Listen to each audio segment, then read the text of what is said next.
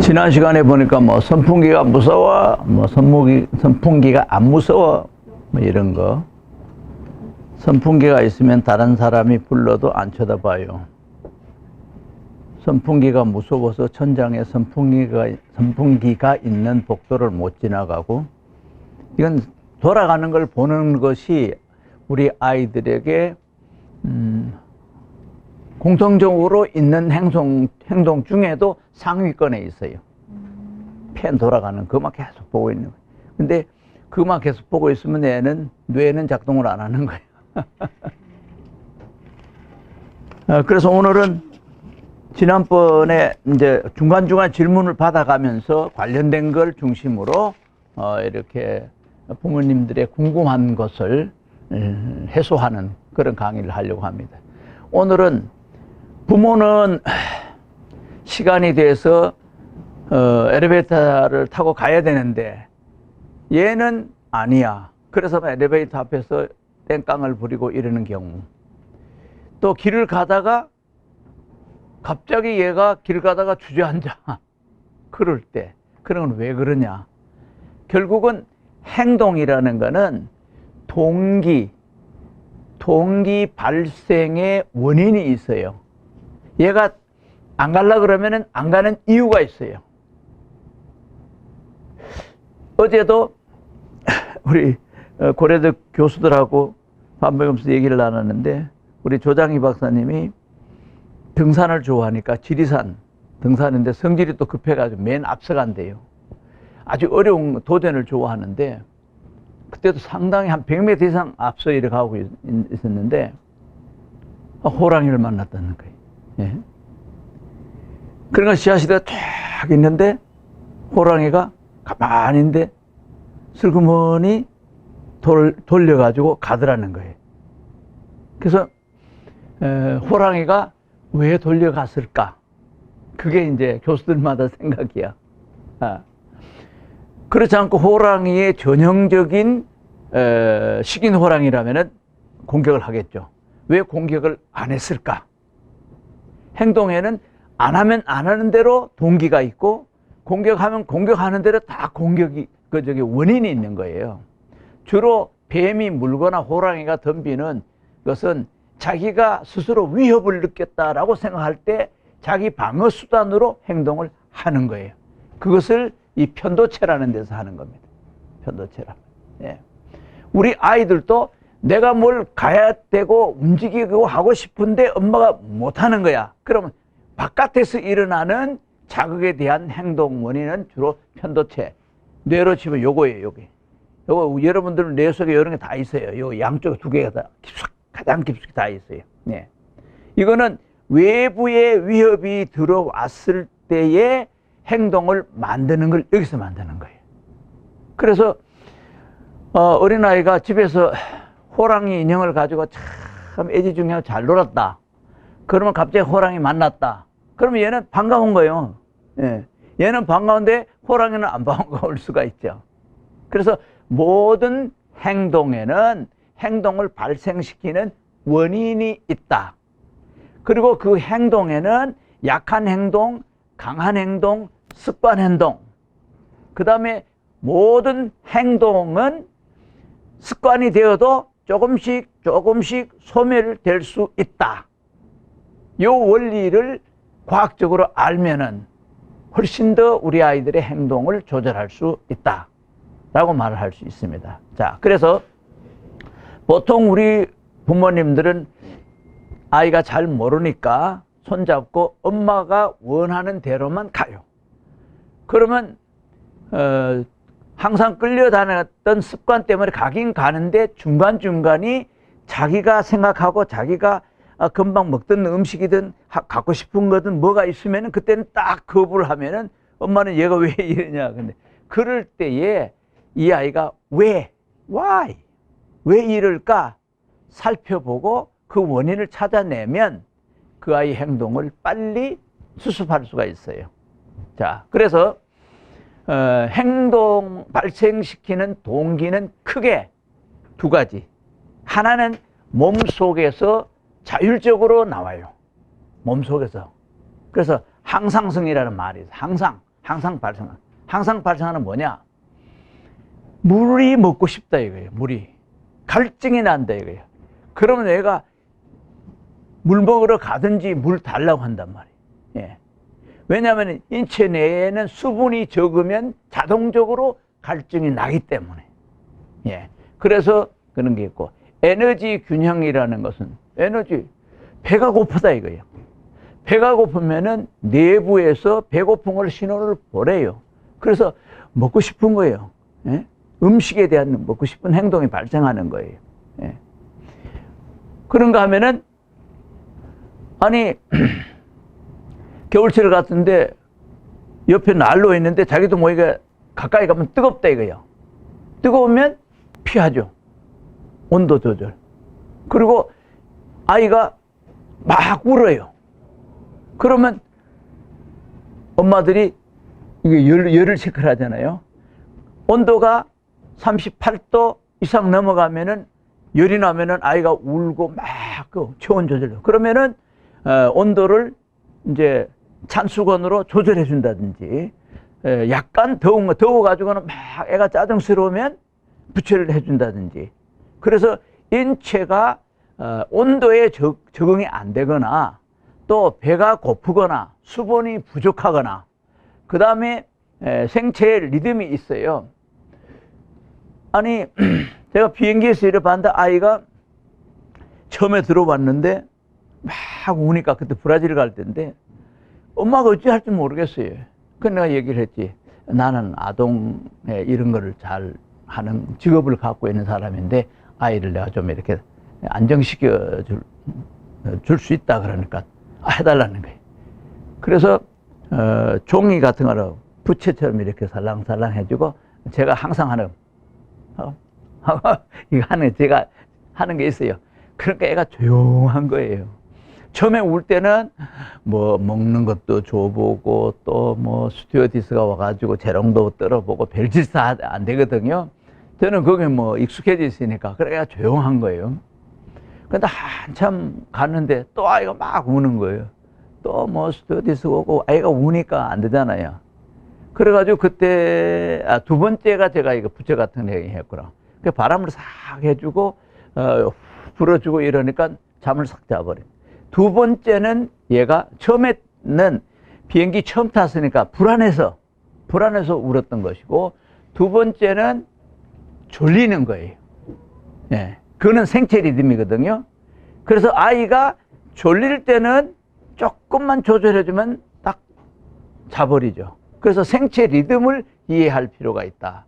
그래서 저녁에 잘 때는 아이들에게 전등불을 최대한을 줄이고 또 소음도 최대한을 줄이고, 그러면 인체 내에서는 멜라토닌 호르몬이 나와가지고 잠을 잘 자도록 인체 내부에서 조절하는 거예요. 인체 내부에서 조절하는 거는 여기 부분이 시상하부라는데, 여기서 인체 내에 호르몬 조절이라든지 내분부 조절이라든지 열 조절이라든지 항상 그 안정되게 유지하는 건 여기서 내 분비액을 공급해 가서 다 조절하는 거예요. 내부적으로 뭐 물이 먹고 싶다, 배가 고프다, 졸린다, 이런 거는 다 내부적인 욕구예요. 예. 그 다음에 오줌 마렵다 하는 것도 오줌이 이제 방광이 팽창이 되면은 신호가 가죠. 그런 거는 여기서 자체 내부적으로 다 조절하는 거예요. 예. 외부적으로 갑자기 큰 소리가 빵 한다가 와 울죠. 예. 요즘은 덜한데 시골에 옛날에는 구들방 온도 불을 너무 높이면 밑에서 막 탄다고요. 예. 뜨거워서 또 울 수도 있단 말이에요. 그래서 인체 바깥에서 원인이 있었을 때 나타나는 행동, 기본적인 균형을 잃어버렸을 때의 행동을 발생하는 것, 이 두 가지가 있단 말이에요. 그러나 이 두 가지는 자라면서 조금씩 달라지거든요. 첫 번째, 시상하부, 여기서 하는 거는 에너지 균형, 에너지 기본적으로 배가 고프다. 그러면은 아이가 배가 고프면 울죠. 그러면 어떻게 하면 해결되죠? 울 때는 젖을 주면, 먹이를 주면은 울음이 그쳐지죠. 그 다음에, 자는데 여기 아이가 뒤쪽에 뭐가 엄마가 잘못해가 가위가 들어갔어. 가위는 뭐가. 아니면은, 엄마가 소울 같은 거 들어가서. 그러면 아이가 불편하고 울어. 그러면서 쫙 살펴봐야죠. 아, 그러면 그게 있으면 그걸 제거해 주면 되겠죠. 예. 그래서 온도 유지라든지 밤낮 졸릴 때라든지 이럴 때에 인체가 그거를 밸런스를 유지하는데 그것이 안 됐을 때 흔히 아이들이 졸리면 울어요. 근데 초보 엄마들은 그것도 잘 몰라요. 그래서 좀 아이가 어떤 행동을 하면은 자세히 살펴보는 것, 다각적인 면에서 살펴보는 것, 그게 참 중요하다는 거죠. 그 다음에 스트레스. 어린아이들도 엄마가 이렇게 하다가 금방 또 바꿔. 이렇게 했다가 저렇게 했다가 저렇게 했다 때는 이 뇌 안에서는 자, 음식물을 먹고 싶어서 엄마가 음식물을 갖고 왔을 때는 침샘이 작동을 하고 위가 작동을 하는 거예요. 그렇지 않고 졸리거나 그럴 때는 이게 호르몬 분비가 멜라토닌하고 엉뚱한 다른 데서 또 이게 작동을 한단 말이에요. 그런 원리를 모르니까 엄마는 자기 마음대로 이랬는데 그 리듬을 타야 된다는 거예요. 리듬을. 네. 그런 것. 그 다음에 이제 이거는 조금 성장하면서 발생되는 것이고, 아이들도 어린아이들은 처음에는 소음이 없고 온도가 맞고 그러면은 계속 잠을 자잖아요. 그는 몸을 계속 안정을 하면서 인체의 뇌의 기능을 조금씩 이게 워밍업을 하는 그런 것이거든요. 그래서 이런 원리가 있다라는 것을 먼저 이해를 하시고, 두 번째로 외부적인 위협에 대한 반응. 갑자기 큰 소리로 빵 하면 아이 놀라 울잖아요. 예. 그리고 아이가 이렇게 하다가 저도 지금도 안 잊어버린데 조카가 되죠. 하나이는 어렸을 때 깜깜한데 방에 들어가니까 나도 모르게 발을 딱 했는데 하는 아이가 무의식적으로, 아이가 안 보이니까 내가 다리를 밟았는지 어디를 밟았는지 모르지만 뭉클하는데, 그랬을 때도 아이는 반응하죠. 근데 그거 모르고 밟으면 울겠죠. 깜깜한데도. 그런 것. 그 다음에 한 번은 교회에서 막 열심히 찬양 연습을 하는데 아이가 울어. 아기를 의자 위에 오는데 애가 움직이가 떨어진 거예요. 예. 그러니까 외부 충격, 또 갑자기 큰 소리, 이런 것이 나왔을 때에 이렇게 또 하는 거죠. 그 다음에 이제 여기 외부적으로 우리 아이들 중에는 평균적으로 거의 대부분이 6, 7세 이후가 되면은 성기를 만지면서 하는 습관이 나중에는 10살, 15살 넘어도 방 안에 들어가서 조용하다 싶으면은 그걸 보이거나 그걸 만지고 노는 아이들이 참 많은 거예요. 그거는 인체의 내부적인 호르몬 조절을 우연찮게 자기가 자극을 받았는데 기분이 좋으니까 그걸 계속 한다는 거예요. 그런 것. 예.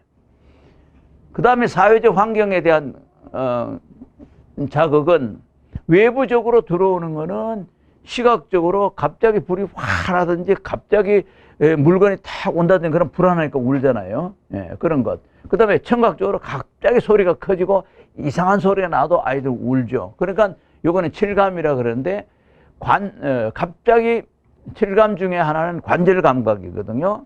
갑자기 아이가 자세가 엄마가 어디 가려는데 손을 팍 틀어요. 그런 경우는 탈골이 되기 전에도 아프거든요. 그럼 막 울죠. 그래서 저 같은 경우는 아이를 이동 시에 계단을 오르거나 하면은 한쪽 손으로 잡고 한쪽 손 잡고 뒤에서 밀거나, 그래서 아이들이 뭐 조금인데 내려와 팍 하면서 관절이 이렇게 위골되기도 하거든요. 그래서 그런 거를 이제 아이들에게 위협적으로 들어가는 감각이 충격, 타격, 촉각, 너무 차갑거나 너무 덥거나 뜨겁거나, 그 다음에 너무 활동이 강하면 관절에서 그 위험을 느끼는 거예요. 그런 것. 그 다음에 이제 부모가 항상 같이 있다 보면은 부모와 갑자기 이탈하면은, 그럼 아이가 또 울죠. 그런 것. 부모 애착 관계. 네. 이런 것이 있는데, 이런 거를 이제 근거를 해 가지고, 행동이 처음에 아이를 좀 지루하게 놔둔 상태를 본다면은 1단계는 지루하고, 그러나 두 번째는 본능적으로 성장 과정에서 자극을 원해요. 그래서 쥐를 실험을 해 보니까 쥐가 활동할 때 전기를 찌릿찌릿하게 해주면은 그 찌릿찌릿하는 그 지렛대가 있어요. 근데 활동하다가 하면 탁 찌릿하게 재미가, 이게 계속 습관이 된 재미가 있는 거예요. 나중에는 옆에 음식물을 두어도 그거보다 찌릿찌릿 자극을 받는 거를 본능적으로 더 원해요.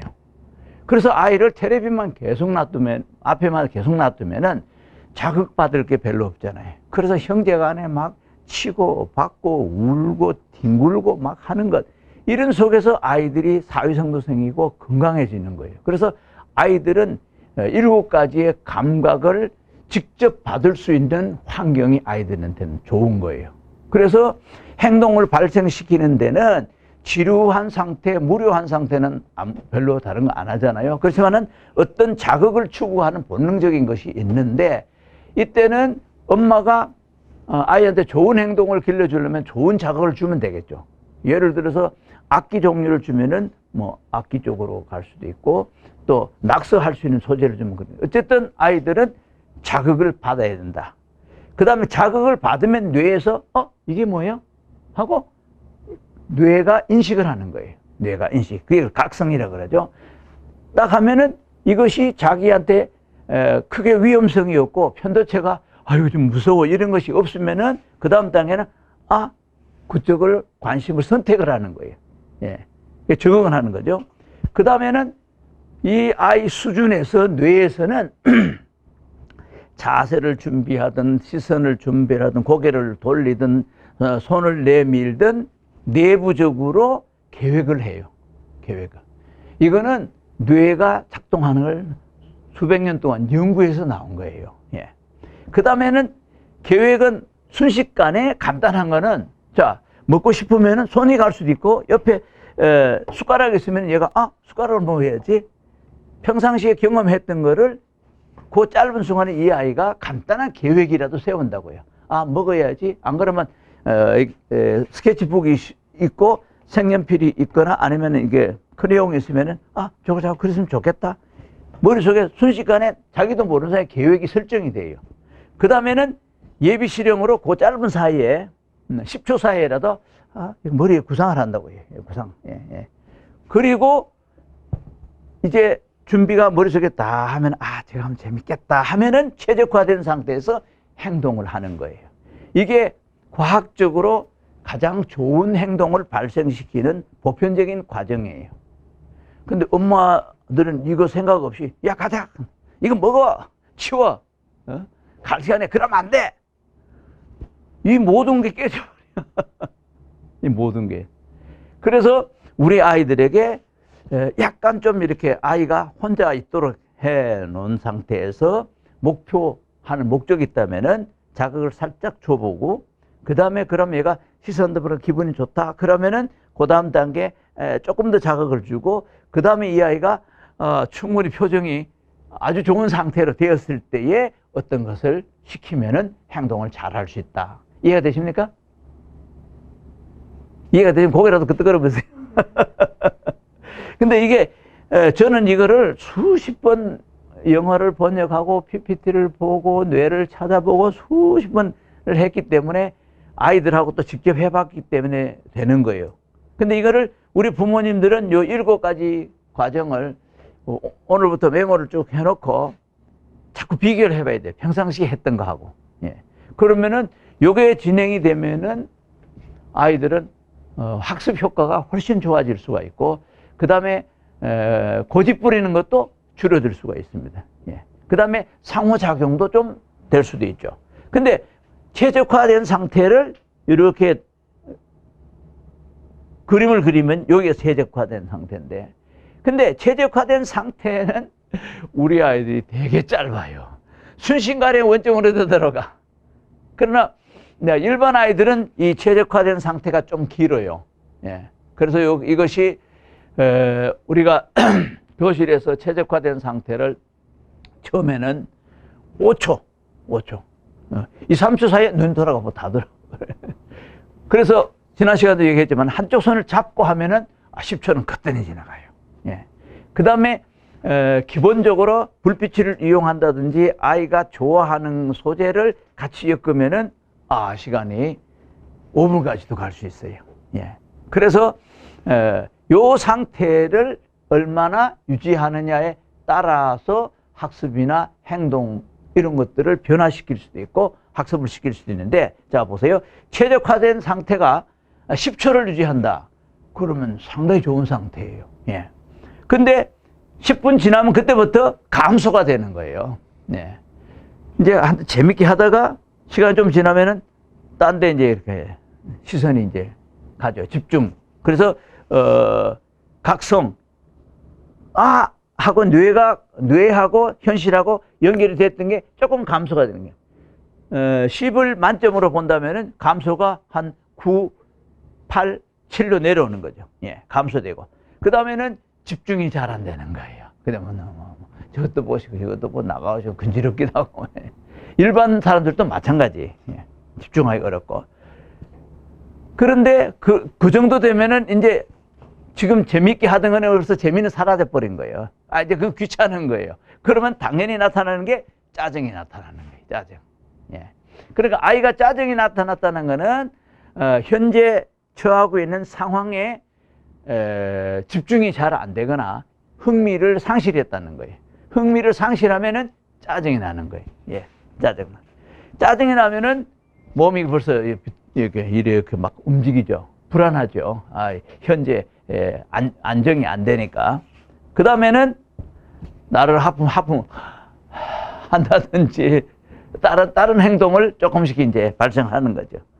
그러면은 현재에 집중했던 이 상태의 모든 뇌에서 분비의 호르몬 조절 이런 거 동기부여 같은 거는 여기 주제가 동기인데, 이 행동을 해야 할 동기, 이 행동을 해야 할 생각, 집중은 거진 다 없어지는 거예요. 없어지는 거예요. 예. 그래서 그러면 완전히 소진돼 버리고 그 다음에는 시켜도 안 하는 거죠. 흥미도 없고. 그래서 이런 표를 잘 본다면은 우리 아이들에게, 자, 아이가 짜증을 내, 그러면 현재 일에 아이가 집중이 안 되는구나, 또는 흥미를 잃었구나 라고 생각을 해서 다른 자극을 또 준다든지 이렇게 해가지고 이 짜증나는 거를 다시 흥미의 관심도를 이렇게 높여가지고 하는 방법. 그러니까 리듬이라는 거는 이렇게 쭉 됐다가 그러면 좀 쉬자. 우리가 보통 세미나 같은 거 할 때 1시간 반 정도 하면은 브레이크 타임 해가지고 커피 한 잔 먹고 좀 쉬고 다시 하면은 다시 이제 각성이 되잖아요. 집중이 되고. 근데 이제 보통 우리가 1시간 반 동안 세미나, 저도 요즘도 고려대에 가서 이제 연구하고 하는데 보면은 한 40분 정도 되면 시계에 빠져요. 근데 강의가 재밌으면 다시 위로 올라가는 거죠. 위로 올라가서 쭉 가다가 그런데 보통 앞 시간은 그런데 뒤 시간은 어디 같은 경우는 서울대 백선화 교수 그럼 최고잖아요. 이분이 영상을 가져왔는데 완전히 집중이 재밌더라고요. 재밌는데 뒤에 쭉 가다 보면은 막 어려우면은 또 약간 살짝 더 핸드폰도 만졌다 이러다가 또 재미있는 놈 다시 또 이렇게 되거든요. 그러니까 자극이 한 가지 자극은 잘 나가다가 감소되다 보면은 다른 자극도 하는 거예요. 예. 그러다 보면은 중간에 나도 머리가 깜빡 졸리더라고요. 그래서 졸리는 것보다는 차라리 해야지. 그래서 오히려 핸드폰 이렇게 몇 개 보고 또 시간을 좀 끄니까 졸리는 거 싹 가더라고요. 그래서 개인적인 노력에도 집중해서 강의를 듣거나 어떤 일을 하는데 그게 필요하듯이 우리 아이들은 부모님들이 옆에서 얘가 지루하구나. 그러면은 다른 방향을 바꿔주자. 그러면 새로운 자극을 주고, 그래서 저는 이제 자극할 수 있는 소재가 여러 가지가 있다 보니까 자극을 주고, 그럼 얘가 흥미를 갖는다고 각성되죠. 그러면은 이제 흥미 갖는 거가 아니거든요. 그럼 이 흥미를 가졌으면 얘가 이제 그거를 만지거든지 가지고 놓으면 선택하고 되고, 그럼 이제 최적화라는 거는 한창 그게 몰입하는 단계라고 보면 돼요. 몰입하는 단계. 그 몰입하는 단계가 계속 지속되는 건 아니고 시간이 지나면 감소가 된다. 그럼 쭉 내려간다. 그러면 다시 새로운 자극을 찾아가지고 쭉 최적화시키고 조금 시간을 뒀다가 다시 요런 리듬을 타게 되면은 이제 우리 아이들의 행동을 그나마도 한꺼번에는 안 되겠죠. 그래서 여러분 이렇게 하다 보면은 우는 것. 얘가 왜 우느냐? 왜 겁을 하느냐? 하는 그런 행동들을 우리 부모님들이 훨씬 좀 이해를 하고 단계적으로 얘가 지금 하품하구나. 이제 집중력가 떨어지는구나. 그런 걸 이해하고 새로운 자극을 한다든지 그렇게 하면은 훨씬 더 우리 아이들 학습하는 도움이 될 겁니다. 질문 주세요. 네. 질문 없으면은 다음 시간에 질문 받는 시간을 갖고 오늘 여기까지 하겠습니다. 감사합니다.